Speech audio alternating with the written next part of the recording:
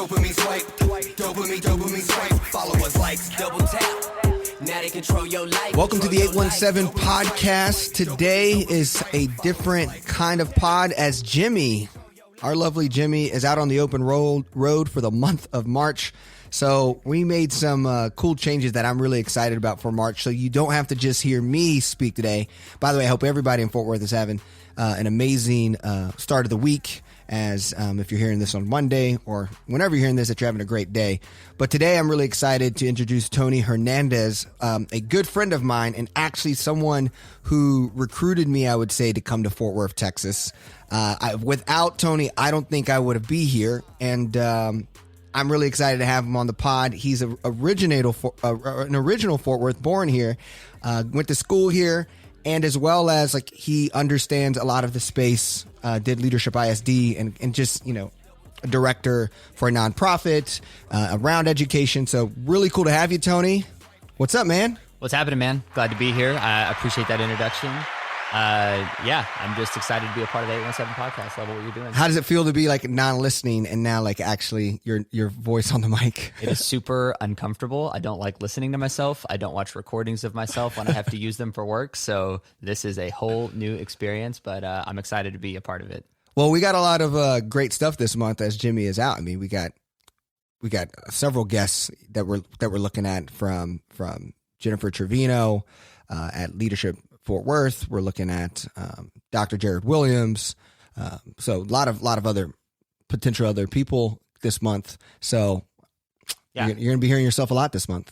Yeah, I'm looking forward to it. Dr. Williams represents District 6 as he's running for District 6. That's where I live. I live in the Double Dove, the Wedgwood. So looking forward to getting a chance to chop it up with him. Well, let's actually start there. Let's actually start with what's your feelings about the local politics. Early voting starts April 19th. Everyone get your calendar out to realize that. The races are heating up. I mean, there's a lot of people on the board. People are getting their signs. I don't know what kind of signs you're seeing in Wedgwood. But yeah, what's your thoughts? Yeah, I think it's, going back to an episode that you had Anzeta on earlier and talking about like this election fatigue and people kind of, the election's heating up, but it really is about how much you're paying attention to it. So I'm curious to see if we see a real strong uptick because you say April 19th, that's tomorrow. Like that's so rapidly approaching. And there are so many things, very real things that are distracting a lot of us from what's going on right here in the city. So I feel like I'm not seeing enough. And that's for someone who's like reading the news and checking on Twitter. But also I understand that, that's competing priorities. In terms of what I'm seeing in my neighborhood, Dr. Williams is doing a good job of putting up his signs right along Granbury Road. There's a lot of folks putting up big signs. So I've seen one for him. I've seen one for Deborah Peoples. If I was going to say, based on the yard signage in Wedgwood, who's going to win the mayoral election, Dr. Brian Byrd has a pretty outstanding lead in terms of yard real estate in Wedgwood. So, I did see my first Maddie Parker sign, so that was cool, but pretty one-dimensional. You would be curious to know who else is running for mayor if you lived in Wedgwood and you only got your political information from your neighbor's yard sign. Yeah, and I know we're going to get into the big story, obviously, is Governor Abbott and the mass chaos and the pressure that he's put on businesses and just the people to be the responsible people. We're going to get to that story. And actually, now that you mention like just your neighborhood, I'll actually just have you also tell your story about Fort Worth. Let's jump into you really quick. About like, how did you kind of, you grew up in Fort Worth, you're a true Fort Worthian. Me and Jimmy we're not. We always say that about ourselves. We actually don't even have an 817 phone number. So I think that's, now that we actually have an original 817, the pod's number is 817. So yeah, what is your Fort Worth story and like what keeps you here and what makes you excited about Fort Worth? Yeah, love to talk about it. So I have to admit, before anybody like starts Googling me and trying to figure out who I am, which good luck, my name's Anthony Hernandez. Like you're going to get a billion responses. But I was born in Irving. And my parents, let's start with them. My mom was born here in Fort Worth. My father was born in the Rio Grande Valley in San Juan, Texas. My father moved here, like so many others, kind of seeking opportunities of what's happened in the big city. And he worked really hard and found himself a job at Delta Airlines where he was doing luggage and working on the ramp, and met my mom in an apartment in Euless, Texas, 1990, I'm born in Irving. And then from there, I spent a lot of time moving all over the Metroplex. So, my parents moved in, you name a small suburb of either Dallas or Fort Worth, and I really lived in it. Irving, Bedford, Hearst, Grand Prairie, Arlington, Las Colinas, the list goes on and on. So to say I'm, true Fort Worthian, I went to high school at Haltom High School, which I love, go Buffs. I was a teacher at Haltom High School for a couple of years. And in between there, what really solidified my love for Fort Worth was going to TCU. So going to college was something that I was always kind of expected to do. No one in my family had done it before, and I didn't know anything about it. I had a friend in high school who took me to a TCU football game, and I was like, wow, this is really awesome. Like, I can't believe that this is a real place down the street from the zoo that I always went to. I never drove the extra mile up the road to go see the university. So I go to TCU and I start to learn more and more about the city that I've always been kind of on the periphery, kind of on the edges of. And now I'm like living in the heart of. And the more time I spent in the city, the more time I spent going out with friends, the more time I spent kind of looking around. I was like, yo, we have it all right here in Fort Worth. Love it, man. Well, I know that's like, I feel like that's common for a lot of Fort Worthians. And I think that's your story working in Dallas, me working from home and having more national presence with our organization. I feel like that's common in Fort Worth. And I think hopefully people, and I feel like the people we have interviewed or canvassed for this podcast, I think it's oftentimes people who maybe don't have that Fort Worth roots or grew up in the center of it all, but are still providing that kind of value. So what I want to kind of dive in, I feel like that's what we're going to see with a lot of our local politicians and what we're seeing with who's running. I think you're having a lot of stories where there's people who maybe didn't grow up here, but they got here somehow with a job, if it was in the medical field, if it was because of TCU, like yourself, UTA. So I guess for me, it's like, what would you want to see, being that you did graduate from high school from Fort Worth, Haltom City? What do you want to see from like a leader perspective now that like Betsy Price, has passed the torch? We just had, her endorsement for Maddie Parker, Mr. Brooks, as Roy Brooks did for Deborah Peoples.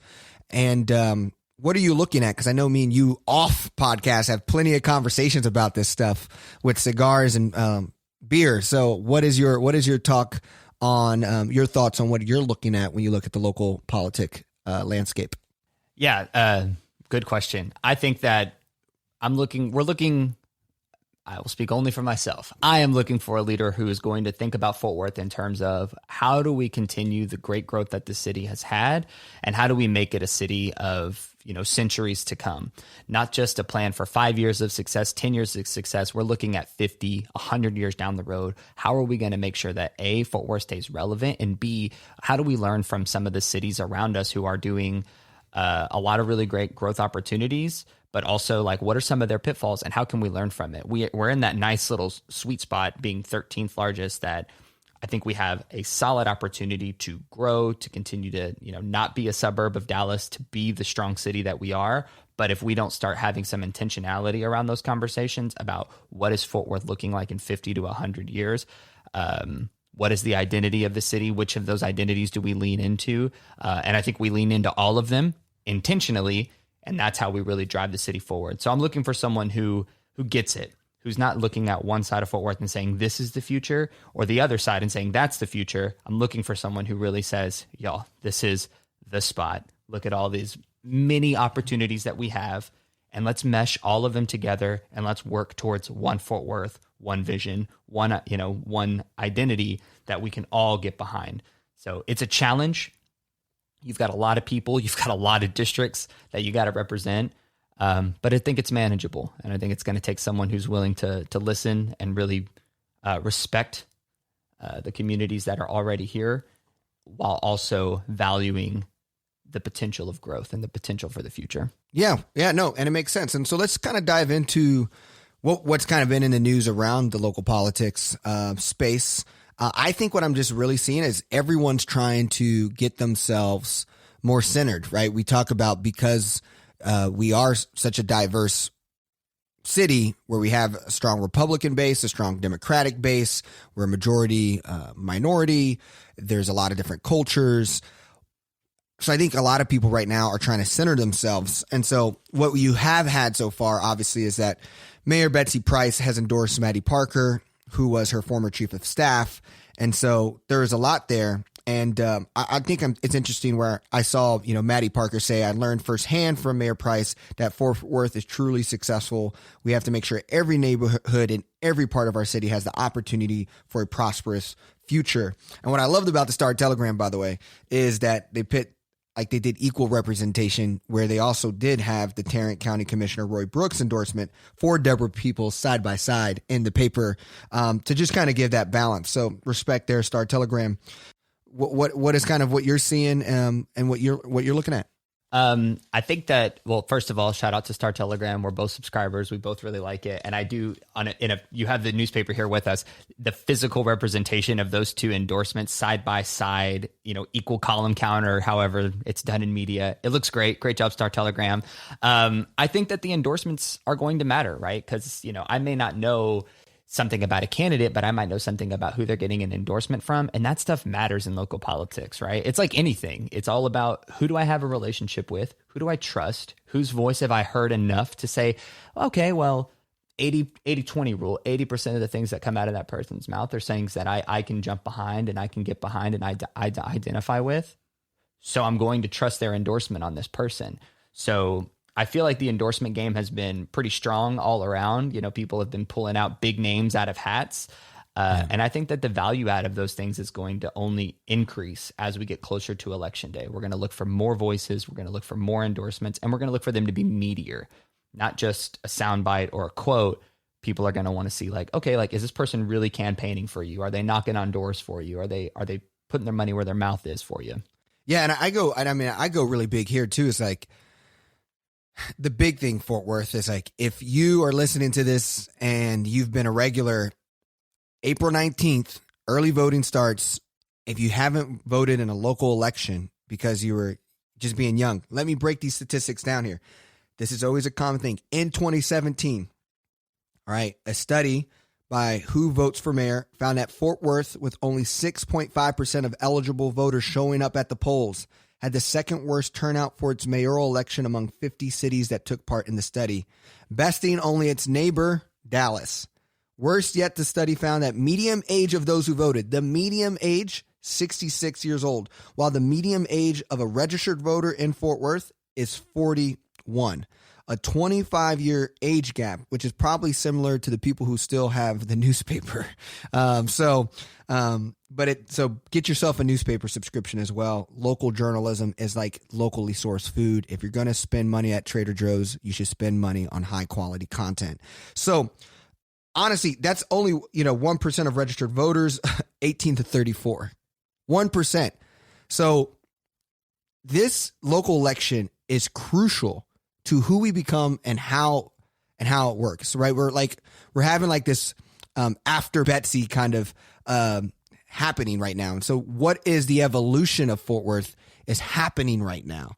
And so I like how everyone is trying to act as if they're more centered, but I definitely believe Maddie Parker is winning on the endorsement game. She has a lot of the aristocrat, high net worth people who constantly give to the city of Fort Worth. So Maddie Parker is definitely winning in that space. And I think she needs to win because she's also probably the least known name from the public, because Ann Zeta was a council woman. Bird was a council man as well. And then Deborah ran against Betsy. I don't know why I'm calling her Betty today. I think it's because my in-laws was playing Black Betty earlier today. He calls his truck that, and so I'm just stuck with that. Anyways, so I think she gave Betsy the closest run for her race, and so what I see though is everyone's trying to be very center, but truly though, Maddie Parker has worked for Betsy Price, Kay Granger. She worked for State Rep Phil King, Texas House Speaker Tom Craddock, all of them Republican. Right. Ann Zeta has Act Blue on her donations. Right. I think Deborah has Act Blue. So I don't know how much the strategy works, because obviously I've never been in local politics, but for someone who's in it, right, who's more like probably reading it regularly, I can see through like not necessarily the BS, but like, no, you do have true values somewhere. And how much does that like, how much just like trying to play it safe works because they just expect low voter turnout? Or why is no one trying to be more hard on their core values so that you get more people out to vote and excited for you? I guess that's where I'm stuck in when it comes to like this endorsement piece. And then also what I'm seeing and how they're speaking about like being very a centered politician. Right. I think you bring up a lot of interesting points. And I think among them is the idea that they are playing, let's play safe, let's play centered. And I think that there's a lot of that recoil from the last election where we are starting to see like, well, you can see where the county seat went with the presidential election, but then you could see where it went with like all of the subsequent elections in November. There's very much an idea that we are a little bit more centered than we think for this large of a metropolitan area. And let's be frank, Tarrant County is giant and it represents a lot of people. Yes, Fort Worth is the driver's seat of that as the county seat, but also there's a lot of other subsidiaries that people like, you have to consider that having lived in one and been in from one, Watauga, Haltom City, that area, for example. I think that it's dangerous territory for politicians, for local politicians to have to put themselves out there more than they need to, right? I don't know. I think having a political scientist to talk about it would be really interesting. Maybe a professor from TCU or UTA who would say something along the lines of, why should I risk sharing the message and putting my name out there and being a little bit bolder and all of these things when really I think if I can get the base of people that I have, the people in my network to actually show up and do the thing, I'll stand a pretty good chance. I don't know. You're talking 50,000. You only need like 50. There's 50,000 people who vote, right? So you only need to edge out a couple people. And I think that's fine for Deborah. And I think what I've seen from Deborah's interviews is she's definitely playing the more like she's very energetic. Her interviews are awesome. And she's also just like definitely playing down her like being head of Tarrant Democrats. So I think like that's it's cool. And I think it works for someone like her. Her name's popular, I think, and we also forget like there's 6 other people in this race. There's a lot. Yeah. Who's trying to do these things, but we'll see. And I mean, speaking of like other spaces, I don't know what your thoughts are on U.S. represent right seat in North Texas district. There's 23 candidates filing to run for that race. So it's a crowded field for the congressional seat, which was held by Ron Wright. Jimmy and I talked about how his wife was running briefly last week. But yeah, I mean, that's 23 people that's running. And I know Jana Lynn Sanchez is who competed against Wright last time and got relatively close of winning. And then also Sean Lasseter, several other people, a big Trumper's running. So what is your kind of takes on the other seats? As we did mention your city council seat, but then also like the House of Representatives seat. I mean, I'll say a couple of things. One, kudos to everyone who has thrown their name in that arena. You're doing something that I haven't done, which is run for a public office. You're opening yourselves and your lives and your family's lives up to criticism and to questions and to, a pretty high level of scrutiny, even for an election that you might think is not going to get a lot of eyes on it. It's still more eyes than you would have had, yesterday had you have decided, nah, I'm not going to run. So kudos to everyone who throws their name into a public office seat like that. 23 is a big number. And I think that really what I hope happens is that we are able to peel it down and really focus on a few candidates, a few specific candidates, so that we the voters, are able to kind of have a little bit of a distillment. Because otherwise what I think is happening is, you go into a store, if there's 3 brands of jelly, it's a lot easier to choose. If there's 25 brands of jelly, I'm probably just going to eat a peanut butter sandwich instead of peanut butter and jelly sandwich, right? Like the paradox of choice kicks in. So I hope that playing field gets smaller for the right reasons. And I hope that the people who remain on the ballot remain on it for the right reasons. That's what I'll say. Yeah. Something that I really wanted to hit on this, I always like to announce who I definitely think is not good for Fort Worth's future. Right. I'm a Dr. Bird. This is a non-fly zone, no birdhouse up in here on the 817 podcast for Dr. Bird, because I just believe the future of Fort Worth and the modernization of where humans are going, outdated foundational sets are just not a place. And so one of those people who I think we all need to alert and watch out for and be mindful is Brian Harrison, who is the former chief of staff of Health and Human Services Department under Donald Trump. He announced he's going to run for the seat of Ron White's seat on Monday last week. And so I think this is big because this guy is he's going to hype up how he was a part of Operational Warp Speed, which everything's in warp speed now that Biden is running. We're going to have tests available to everyone over 16 by May. So those are all exciting things. But to me, what's scary about him is just he's really has that kind of behavior around Trump, so like the Trumpism. And so, talks about draining the swamp, and then also just like no federal government. He wants to make it as the federal government as irrelevant as possible in the lives of Texans. So he's a defender of just conservative, and I don't want to even say just it's not Christian ideals, but just like where your ideals are pressed on other people, and that you're not able to be malleable is what he's showing. So to me, that's like of the 23, the one you need to know not to pick is Brian Harrison, and I think that's how I'm going through all these elections. I don't know who I'm going to vote for mayor still. I don't know how you feel, but I have no idea who I'm going to vote for. But I know it's not going to be Dr. Bird, and so to me, at anything, if it's just knowing not to vote for is a good start. So in your mind, it says 23 people, but just make it 22 because Brian Harrison is not the person for us to go for the future. But moving on, I know we got a lot to move to. I would love to kind of dive into some of the other stories that we wanted to hit, specifically what's going on around the Fort Worth police officers who were fired by Chief Neil Noakes. He has let 4 people go in the last month. So that is pretty crazy. What is your thoughts there? I know we wanted to talk about this because he just seems like a great guy, and everyone who I trust that I think who understands what you said, one Fort Worth, people seems like Noakes is that guy, and he's a real deal. So what is your takes on how serious and stern he's been on finding police officers and saying, hey, this is not cool. What you're doing on your social media, what we're finding on recordings is unacceptable. Yeah, I think that Chief Noakes is, it's early in his tenure. He has been in the papers mostly for very here's the chief. Here he met with these people today. He met with these people today. This was the first time in the Star Telegram that I very quickly ooh, I got to read in on this story.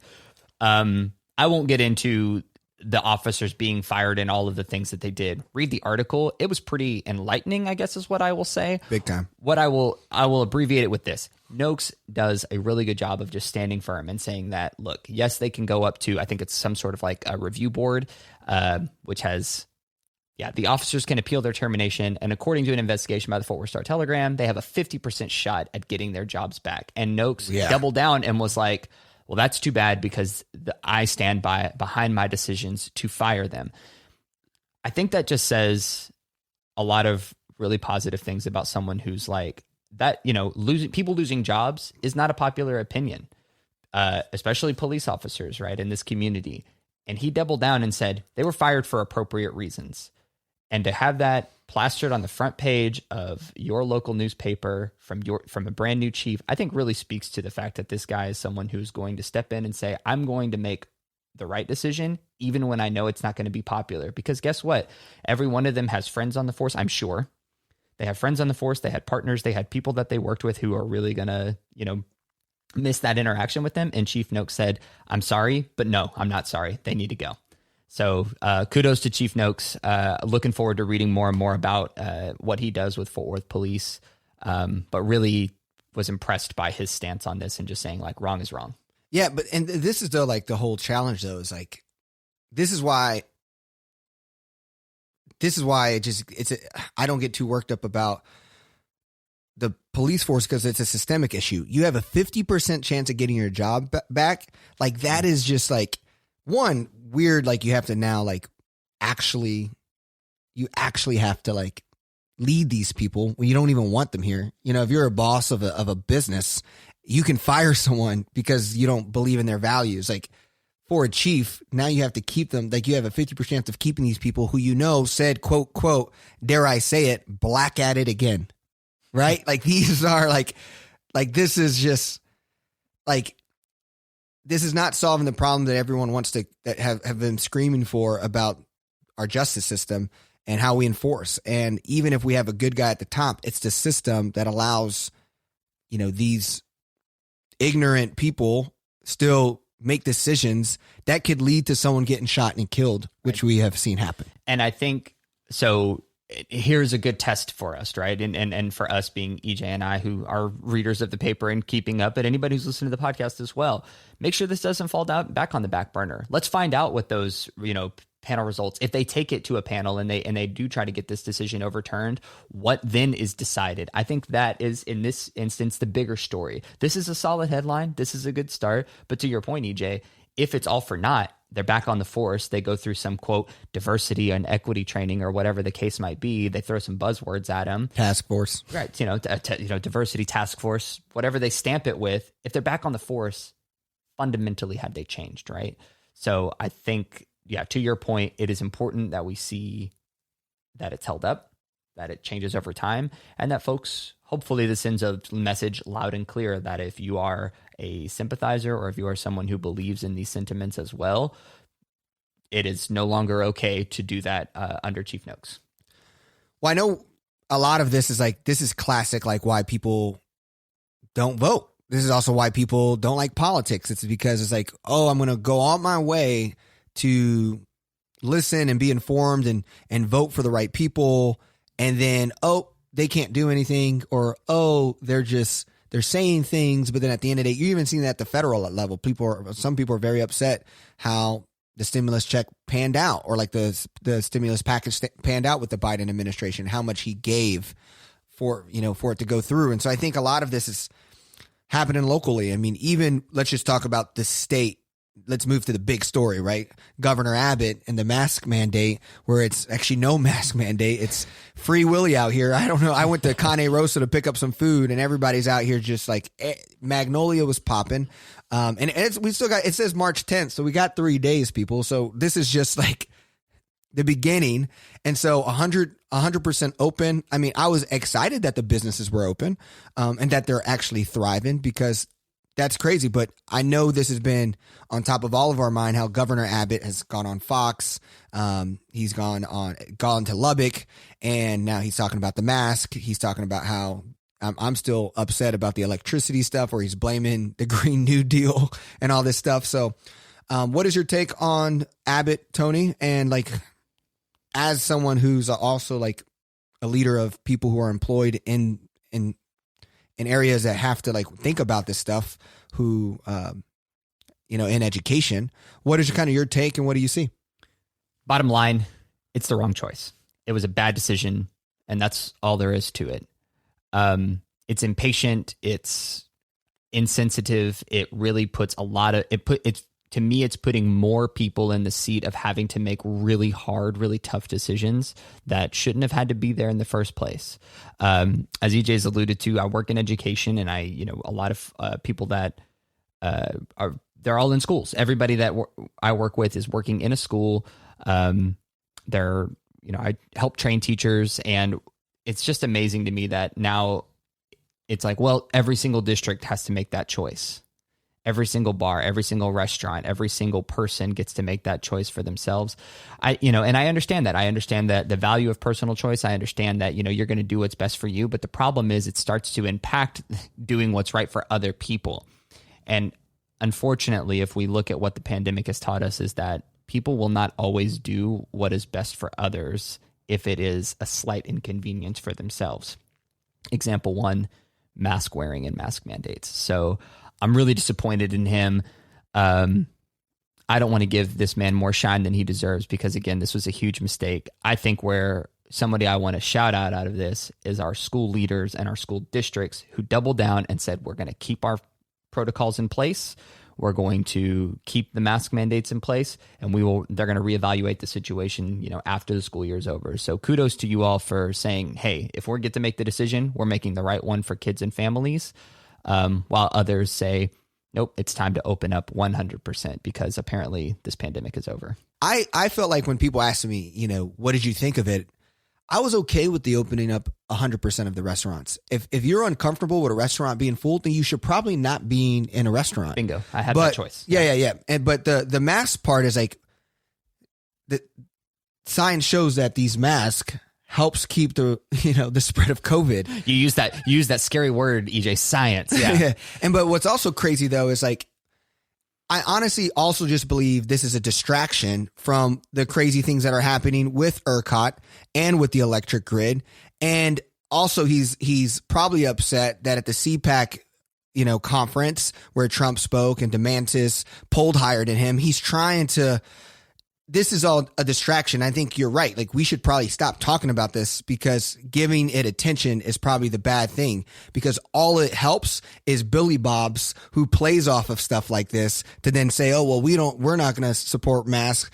And then all of us have to like make tough decisions because now we're having more people coming in with no mask, but we know we want them to have a mask on. And so it's just like creates stress when really I think this is all just like what you said. We shouldn't be giving this man or even this whole maskless mandate any play because this is what he wants to be when we really should be talking about the important stuff around this upcoming election. Mm-hmm. We should be talking about the important stuff coming up around what happened with the electric grid, who's paying for the debt that those companies are in that are now filing bankruptcy. Yep. So he's just trying to play a magic trick, which most politicians do. And I think that's the theme of what I keep coming back to in so many of the things that we've talked about today is this theme of let's focus on the day and let's forget about tomorrow. This mask mandate very much is going to have impacts on us tomorrow. I agree. But with the vaccination rollouts, with the things going, I'm not one who's going to disagree with the fact that like the quote unquote end is near for that. However, it's not right now. What we are instead doing, like you said, is look over here, and let's ignore this problem that's going to be 10 years away, which is what are you going to do about the grid? What are you going to do about your infrastructure? How are you going to fix these really large problems? Yeah, and we got to realize like the ERCOT CEO has been let go, and they're calling out, Patrick is calling out everybody to have their job. I know the lady who had leadership, she's also gone, but the commissioners are appointed by the governor. The people who are like getting fired work on Abbott's team before they were working in this office.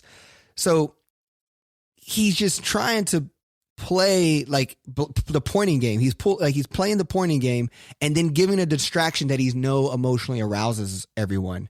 And so just as a listener, like realize like, we need to be like exploring more on the ERCOT issue and also like, what are we going to do? Because what's funny is all these people want to boast about how we don't want federal government in our places in Texas to impact Texas lives.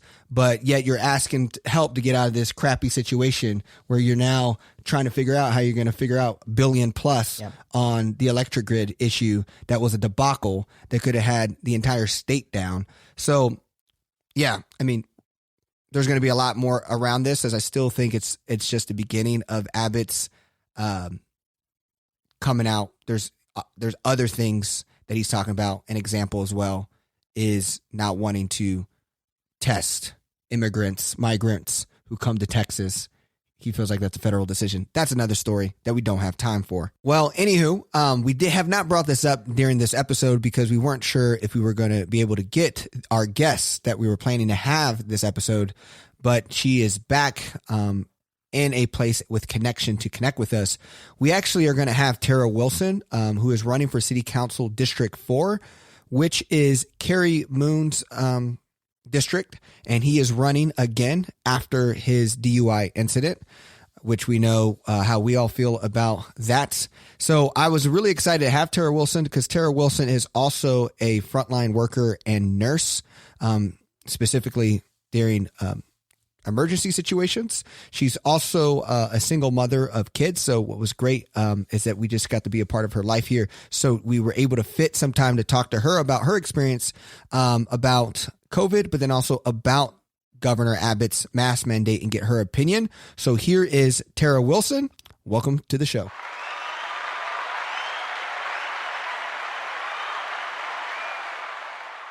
So first of all, thanks for having me on the show. I have listened to y'all's podcast. I'm a fan. And so my name is Tara Wilson. I'm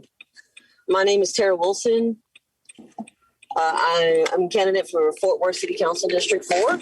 I am an ER nurse. I'm a mom. And I'm also a proud Hispanic Latina woman. And so I'm a third generation Mexican. And so my Fort Worth story is kind of interesting. I'm not from Fort Worth originally. I'm from Waco, which is about an hour and a half south of Fort Worth. And I actually grew up coming to Fort Worth quite often. We would have conventions up here, and we'd come up here and then we'd be at the Botanical Gardens. And there was a few families that are still living in Fort Worth, like the Garcia family that we spent a lot of time with. So I spent a lot of time in the DFW area. But how I got to Fort Worth was when I was about 30. I'm 36 now. I kind of got to a point in my life where I got through like a hard divorce and a hard custody battle. And I had been a nurse then for about 5 or 6 years. And I decided to start working ER contracts. And so I started one in East Dallas. And then eventually in like 2016, it led me to a contract in Weatherford. And I was in Weatherford working in the hospital there for over a year. And of course, it always brought me through Fort Worth. So I did a lot of, just visiting Fort Worth in general. And so I finally decided that it was time for me to move my empty apartment closer to where I was actually working every week. And so I moved to Fort Worth in 2017 and have been here ever since. And I love it here. I had never really thought about leaving Waco. It was, again, I come from a really working class background, really spent most of my 20s just trying to figure out life and get things in order and get myself together. And then moving to Fort Worth was that next step of ascension to stabilize life and being able to be comfortable. And of course that's only gotten better ever since that I've been in Fort Worth. So that's how that's my Fort Worth story. Love it. Well, we would love to kind of dive in a sense of what made you kind of decide to run for city council and really get you kind of involved in local politics. Yeah, sure. So I don't come from a background of politics. Again, no one in my family has any idea how you go about what I'm trying to do right now. They all think either I'm really odd, and so I'm like that weird thing you find and you're kind of poking right now, trying to figure out what I am, or they're just supporting it and just hey, you go. They're not really sure what that means, but just go do it. So the way I got involved was prior to me being involved at City Hall was I had always taken an interest in working on behalf of my community, marginalized communities, working class communities, which are primarily a lot of Black and brown communities. So I would go and support things in Dallas as far as advocacy and activism issues. When we did hurricane relief for Puerto Rico and Houston, in Puerto Rico we're being treated like second-class citizens, and interested in stuff like when Botham Jean was murdered in his apartment, would really be driving all the way to Dallas to support those types of things. So then in the fall of 2019, when Tatiana Jefferson was murdered in her home, of course it was immediate, oh my gosh, this is in my backyard. And I've been willing to drive all the way to Dallas to support stuff and stand up for what I feel is right. And so when that happened, I immediately was I have to do something because it's here in my backyard. And so, us being able to be safe in our own homes, us being able to exercise our Second Amendment rights without us being seen as dangerous or scary to others is something that I'm very passionate about. And so in the instance of Tatiana Jefferson, I felt like what transpired was completely wrong on so many different levels. There's so many nuances to that situation that I ended up going down to City Hall, the next city council meeting, and we ended up being locked out of City Hall for over 3 hours. I think it took me 3 hours to get into the building. And also, they had not created any space or any special awareness of what had just traumatized the whole city. And I was locked out with all the different types of people. I'm talking about teachers, doctors, lawyers. Every generation of person was outside of City Hall, locked out together, trying to understand what had just happened. And so when there was like not this openness to embrace the trauma that was just put on our city, and then going forth as I kept on going back to city council meetings and just finding things that just weren't okay, didn't seem kosher to me. And I got my hands on the city budget and started going through that line by line item. And being that I do not have a background in finance, being able to see the glaring issues in our budget within like the first 30 minutes of having it in my hands, kind of just led me on this path where I was like, man, like what exactly they're supposed to be doing? Why aren't they doing it? And like, is that a position that I could be in? And so I started researching it, and more, like I honestly tried to find a reason to not run. But if anything, I kept on being given many reasons that I had to run. I just had to run. And of course, COVID came. Of course, I'm an ER nurse. That part of my life was also kind of frazzled, and then seeing how everybody was affected so heavily by it in a negative way. It just kept growing and growing. And it finally got to the point where it's like, I could not run. Not running would be irresponsible of me. And so that's how I ultimately decided to run for city council. Awesome.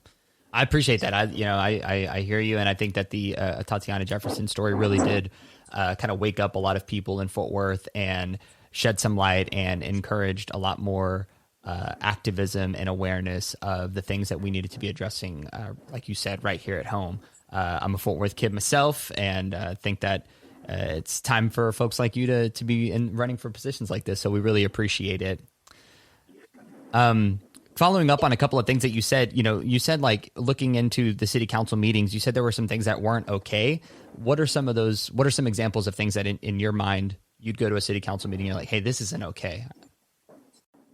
Well, it just seemed to me that, so there's this rule about like whether or not they can interact and whether or not they can answer to public comments at city council. And as far as I see it, they definitely they pick and choose when they like to enforce that rule, which I don't think is fair. One. Two, I think a lot of times people are spoken over and treated very dismissively and disrespectfully at city council. And I find that also to just be like, again, I am seeking this position knowing that I will be asked many things will be asked of me, some of them reasonable and unreasonable, that I will be interacting with people who probably don't have my views. But despite all of that, like I believe that we should be treating every one of them that has taken the time out of their day to come out and speak to us with like the utmost respect, and understand that I'm in that position to serve them. So whatever they're there for, no matter how that they carry message or stated, I still need to treat them with respect. And I just don't feel like that's what has been happening. I mean, just like very, like I said, dismissive. The mic's getting cut off. I mean, their questions not being answered. But then if something else is on the agenda and a party is speaking, say, of an item that they're favorable to, they'll sit there and have an entire conversation with them. But supposedly they're not supposed to be able to interact. So it's just like, that's just the basic level stuff that I feel like is just indicative of the poor openness and desire to actually serve from that position, rather as opposed to be like lording it over people when they're engaging with their elected city council person. Yeah. As a medical professional, and what was your experience through this last year, seeing just kind of COVID patients, life, in hospitals, in emergency rooms? What was your take and perspective, and what could you tell people who maybe weren't in actual hospitals or dealing with it? What was your kind of COVID experience? I've described it before once already.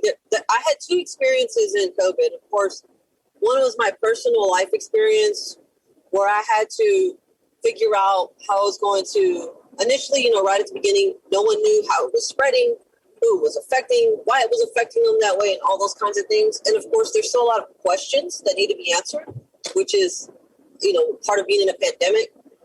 So, I had to figure out a way to make sure I kept my kids safe, my home safe, I am divorced, so my kids go between me and their dad, my ex-husband.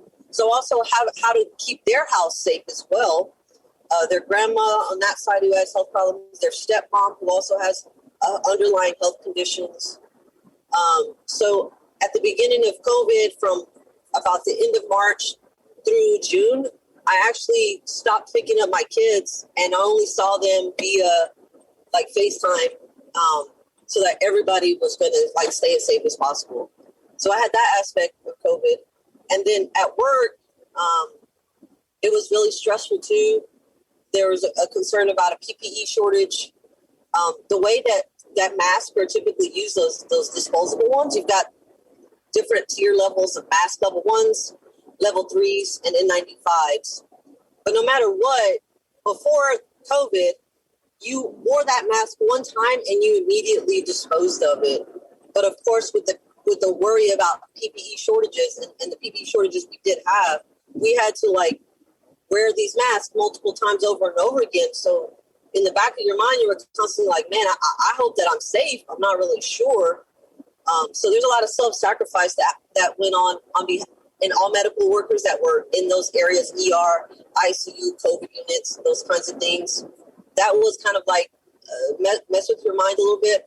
And then also they kept our N95s locked away, which is the highest level of mask that we can wear. And it's the most protection you can get. And so sometimes we didn't even have access to them when we needed to. So I actually went online and kind of scoured the internet and designed my own mask and learned how to sew in COVID. And a friend of mine let me borrow her sewing machine. And I created a mask where it fit like an N95, and I found filter material that I ordered online, and I like made masks like hours and hours on it during like March and April. And actually, some of my coworkers still have them. Luckily, we never actually had to use them, but that was like the level that I was ready to go to, and that was where we were headed. During all of that period of not knowing. So.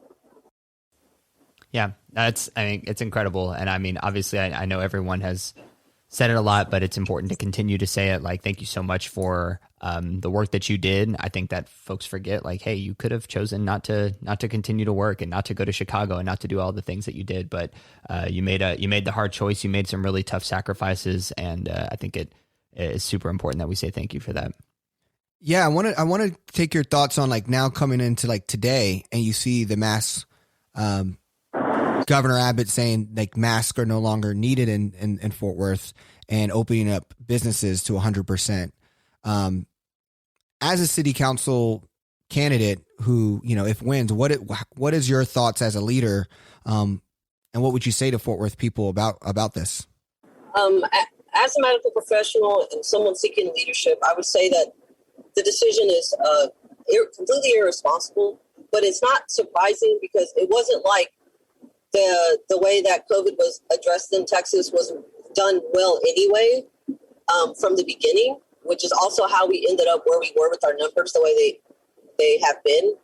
But again, it's completely short-sighted. I'm kind of baffled as to like I understand that he wants to get back to 100%, and I still don't agree with that either, but that's fine. But I don't understand why we can't be 100% with masks on. Why does it have to be like a completely all or nothing? Yeah. That's what's not, I don't understand. But again, I think it's irresponsible. My admonition, even on the campaign page, I put a picture of me in a COVID tent with my N95 on, and I will always stand up and say that the reason why I did not contract COVID was because of me properly wearing my mask and adhering to strict hand washing, antiseptic practices at work. That's the only way. Otherwise, I can't explain why I didn't get COVID, but I didn't, thankfully, and I don't want to, and I don't want anybody else to, because this notion that if you didn't get hospitalized with COVID, that you were just okay is completely also incorrect. People out there who had COVID, symptomatic COVID, will tell you it was the most miserable time of their life if they were symptomatic. So I also think that's a conversation that's also not happening. So from this point going forward in my career, my nursing career, I'll never practice or be at work without a mask on. to me, yeah. Also, like, I think what's crazy is, so I don't know about everyone else here, but I have tons of family members. My mom, my brother, their spouses, my stepbrothers. You know, pretty much everyone in my direct family has had COVID and already. And I guess for me, what I'm also thinking, like, what we don't also talk about, you mentioned not bringing it up in the conversation, but like, what could be the long-term situations here from this? Like, could we have one day a study showing, you know, in 2050, people who had this certain issue, you know, 80% of them also had COVID back in 2020. I know, I guess that's also kind of this fear that I think a lot of people like myself, that me and my wife is also a medical professional, and so is Tony's wife, is like this idea of the long-term ramifications of getting COVID. Have you heard anything around that? Or like, as we do start opening and as as the end is near, I think there's this fear of when is the right time to start, like, being more bold or going back to regular day life. So what is your comments to people like us who have been responsible, but now still might be a little bit more fearful though, and want to decide, like, when are we going to be able to feel comfortable again going back out? What do you say to people? You know, I would say that, again, you know, everybody needs to decide for themselves, like, what are your boundaries going to be for COVID? You know, so, like, if somebody that's not wanting to wear a mask continues to, like, stay in proximity to you, what is something that you're going to be able to do to stand up for yourself? I think it's about setting boundaries and what you will or won't accept in regards to COVID guidelines.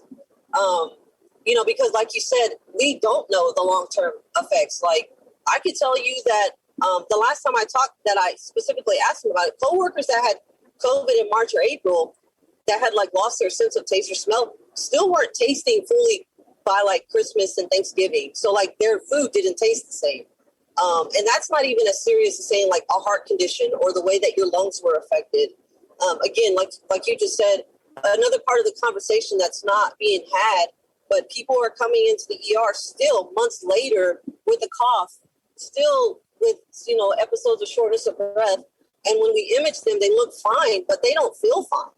You know, what are you supposed to tell people that, listen, all the tests we ran, all the imaging we did, it looks good. And I'm sorry that you don't feel better. And I understand that. But we really don't have the information we need yet on COVID and its long-term ramifications to give you a satisfactory answer to that. Like, I mean, wow, like, that's just a situation that again, there's all these little nuances to COVID that we're not openly discussing that really need to be considered.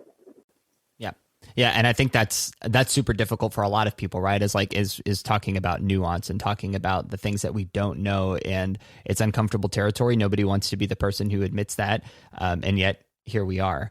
And I know that, you know, you as a nurse, and the same goes for teachers and anybody in that kind of authoritative position, is like someone who looks at you and says, hey, you're supposed to be the expert here. And you're like, well, part of being an expert is admitting when you don't know something. So a question I have, kind of to switch gears and kind of move this back into your run for council district.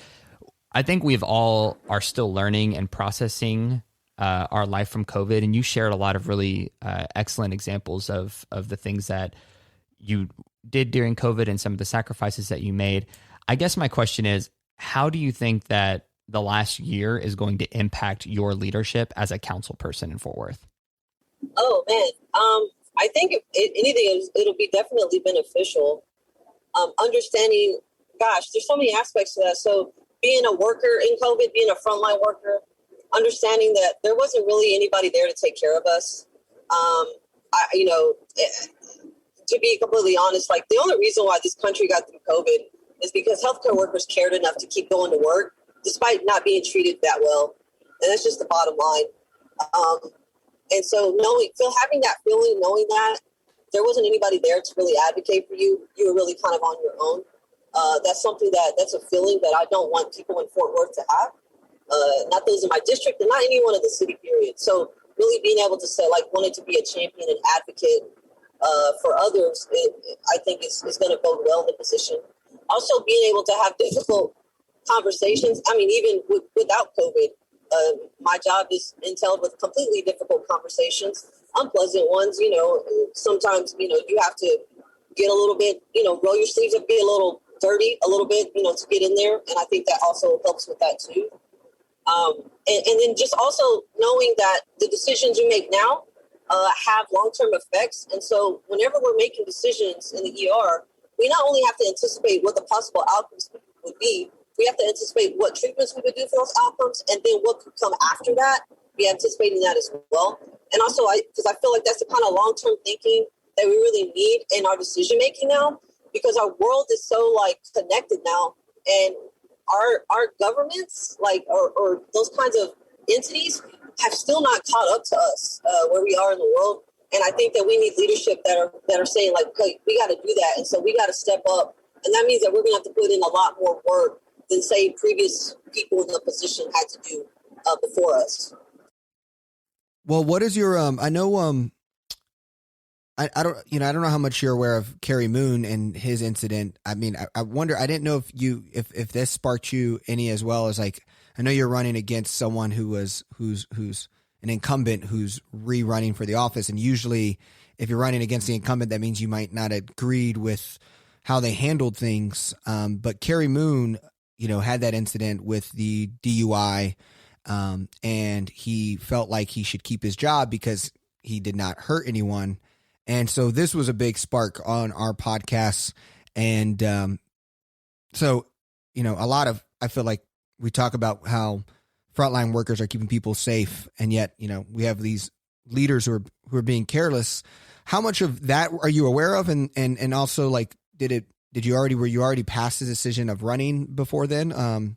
And also just your thoughts of the overall kind of candidates that you're going against too, and like what's your goals moving forward as you go against an incumbent? So my decision to run was completely. I was in the planning phase of my campaign whenever Kerry Moon got his DUI, and so on that incident, I will say that if I as a nurse in the state of Texas were to get a DUI, I would immediately have to report it to the Board of Nursing, and I will almost immediately get a restriction placed on my license, and I will be having to do a lot of things just to be able to continue my job. And we're talking about my ability to feed my kids and pay my bills. So it's extremely serious. That's how serious the State Board of Nursing takes it. I personally, I believe that we all make mistakes, and that's fine. But there's some of us in society where we don't get that luxury. And those types of people are people like the service roles, nurses, doctors, police, fire, and elected officials. We don't get to just throw caution to the wind and do whatever, and then think that we get to come out on the other side and not have some kind of ramifications from it. So personally, I am 100% offended by Kerry and his lack of responsibility. If he had come out and said, listen, man, I really messed up. I shouldn't have done it, and was very contrite about it. And again, like I said, we all make mistakes. We all sometimes have bad situations in our life going on. I mean, heck, we've all been dealing with COVID. I think that's a different conversation, and this conversation could be differently, but that's not what happened. So I want to make it very clear for people that are listening. Kerry Moon was at his bar that he owns, and he had so much alcohol in his system that when he got behind the wheel, he was not able to not only stay on the roadway, he was jumping up on curbs and up on grass and had to be pulled over by police. That's not like a couple drinks where people, maybe you drifted here or there. That's a complete loss of motor skills. And so I'm curious on how he thought that he was going to get from Burleson all the way up to near Keller safely and not hurt anyone. And I think that right there shows not only a lack of judgment, but a lack of carelessness and honestly outright selfishness on his part for not only all of Fort Worth, but for everyone in our district and for the people in his neighborhood up in Heritage Trace that live there. That's what he was trying to do. He was trying to come drive into your neighborhood by your homes in that capacity. And I think it's completely ridiculous. And I think, again, his egotistical and selfishness shows by not willingly taking responsibility for that situation. And then also when we talk about police, Dallas just lost a police officer to a drunk driver a few weeks ago who was doing a traffic stop. And that young man should have made it home to his family that at the end of his shift, and he didn't.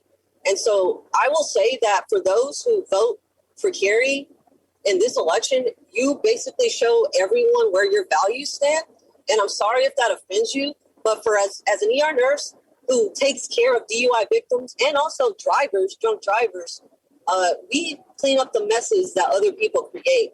Well said. Well, I would love to, everyone, I think your district is an important district, Tara. So if you are in District 4, which is kind of north, going up 35, a little bit northeast.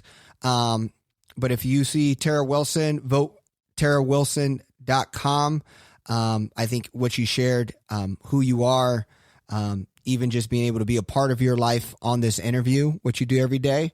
We're very thankful that you found some time. And if you have any last things you want to say, please feel free to do so. Yeah, sure. So, if you're in District 4, Heritage Trace, Summerfield, Park Glen, Carter Riverside, Bonnie Bray, White Lake Hills, Meadowbrook, Ryanwood, early voting starts April 19th. Voting election day is May 1st. Please go vote. If you don't show up to vote, I more than likely can't win. Also, keep in mind that there are 100,000 people plus in District 4. And in the last local election, only about 5,000 to 6,000 people decided who is in charge of your life, of the things that impact your daily life. So if you feel like you need to have responsibility, you need to be responsible for that and want to have a say in it, then you got to go vote in whatever district you live in, period. And so for more information about me, like you said, vote tarawilson.com. And you can find me across social media at Vote Tara Wilson. And please, if you can volunteer, give some of your time to phone bank or door knock. We need all hands on deck.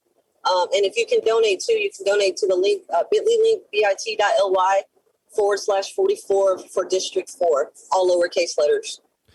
Awesome. Well, thank you, Tara. Have a great rest of your day. And we really appreciate you being on the 817 podcast. No, thank you for having me, you guys. I really appreciate it. Thank you. Have a good one.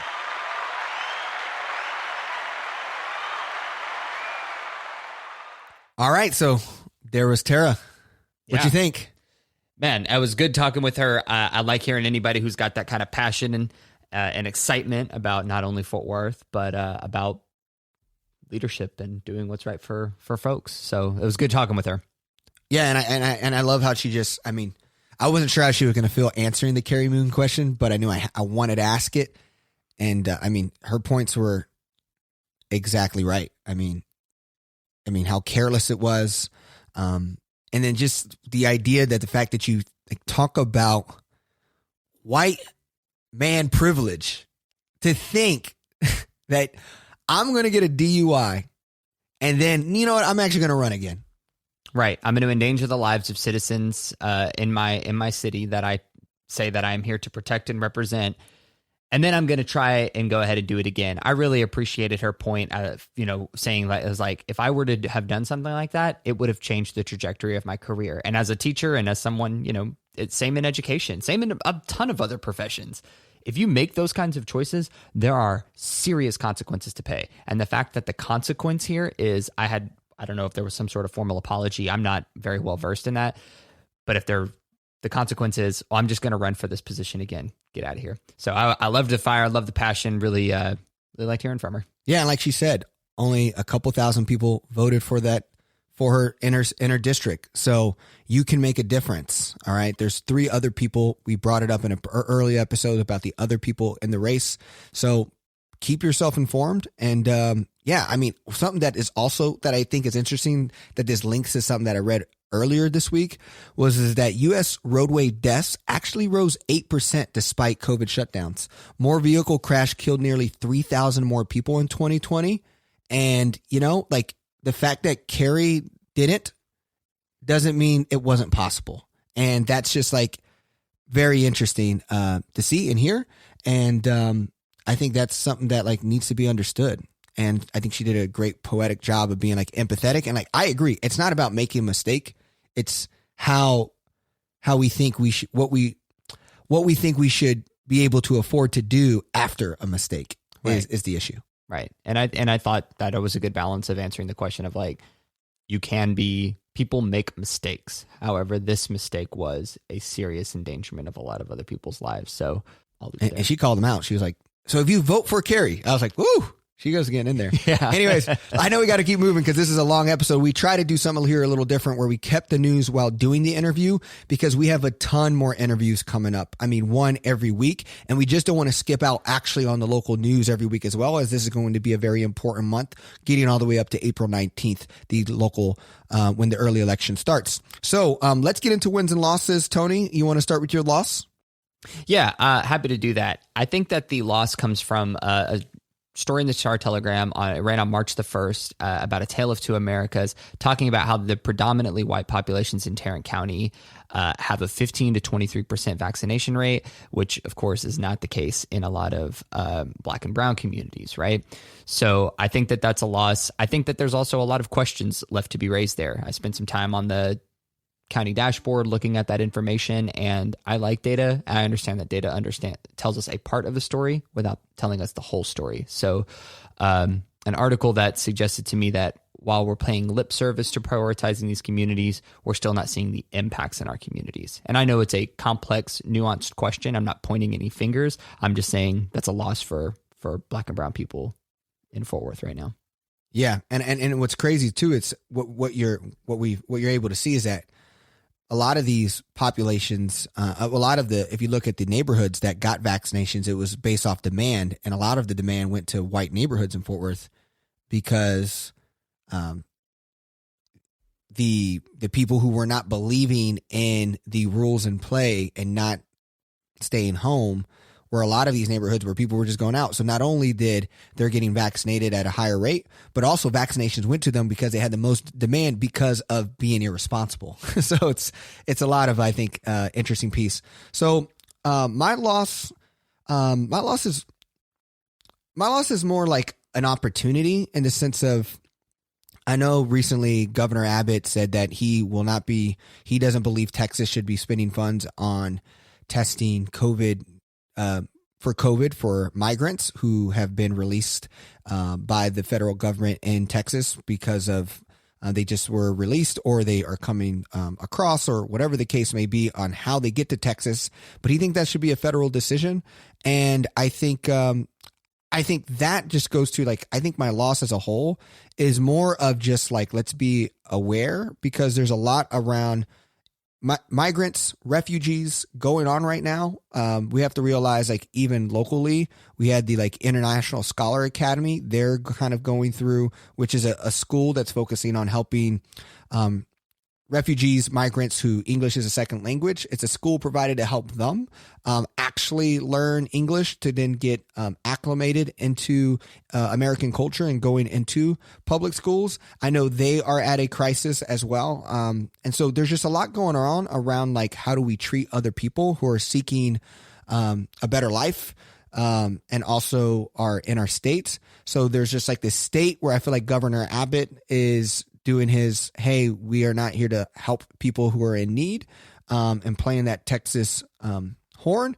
But then at the local level, I think we're happening at where Fort Worth ISD is trying to decide what to do with the International Scholar Academy. So I just for me, it's it's not a loss yet, but it's definitely, we got to realize it was a loss during the Trump administration because he lowered the access to refugees able to come to the states, only 15,000. Biden has just increased it to nearly 65,000. And so we're going to see a rise of refuge and migrants specifically in Texas, especially because we're by DFW. That rises in flights and coming into the country as a refuge. So I think that International Scholar Academy might need some actually more support or be somehow find a way because we could see a rise in that. So a lot of my thing is just it's not a loss yet, but I'm afraid we're not going to do well on the demands of migrants and refugees that could be coming to Texas. Yeah, I think all the points that you say completely valid. This is a human rights story. It's about people more, before it's about anything else, it's about people. And, sadly, I think that it's becoming page 6 news. I think that the Texas Tribune is doing a really good job of trying to make it page 1 and putting it top of mind for people. but in the noise that there is out there, to your point, this is a loss for the time being. The opportunity exists if we, the voters, we, the people, are willing to say, hey, we want to know what's going on. We need to be more educated and involved in this. So let's see what direction we take in the weeks to come. Love it. Awesome. Well, let's go to wins. We're going to end out with wins. We have had a big, this is one of our longest episodes. So if you're still here with us, you're doing the good work. I'm always a believer that the news and the information that's easy to see is the information they want you to see, right? Either if the want is the algorithm, if it's the clickbait, if it's the addiction of social media, if it's the news that fires up, like Governor Abbott's mask stuff. I think they want us to see that. And we want to be a podcast where we don't want to give you necessarily what you want to hear, but what we know we need to hear. And sometimes that's that hard information. And so this is a long and hard, informed podcast. So if you're with us, I just want to say kudos to you. So let's finish with some wins. To be brief, the win is vaccinate my teachers, ladies and gentlemen. These teachers need to get vaccinated. I'm glad to see them on the list. I was happy to share it in a newsletter that I helped create for the folks in our program and say, hey, this is where you need to go. This is how you get registered for those who want it. Obviously, I know that it's a personal choice. And for those of you who are able to and ready to get that vaccination, I'm really excited to see that we're going to be able to do what is right for Texas teachers, because if you do what's right for teachers, more often than not, it's right for kids. Awesome. My win is just kudos to all the businesses who have been proactive on being responsible with still wanting people and telling people to wear masks. There's definitely a difference from requiring to recommending, to suggesting. And for all those who are staying on top of it, it's just been awesome to see. I know it's a very hard place right now and a lot of supplied pressure, but I'm just really impressed with Fort Worth's local businesses who've been able to really create their own voice and use this as an opportunity to show where they stand. And my final kudos again to Star Telegram and Fort Worth Weekly. Both did a really good job of capturing quotes from business owners who talked about the frustrations and the difficulties of dealing with these changes. So I know they had clips in there from Mass, Hop Fusion, Buffalo Bros, Joe T. Garcia's, lots of different places, lots of different voices, and a lot of headache coming your way. So thank you, service industry. We're always thinking about you. We appreciate you. Awesome.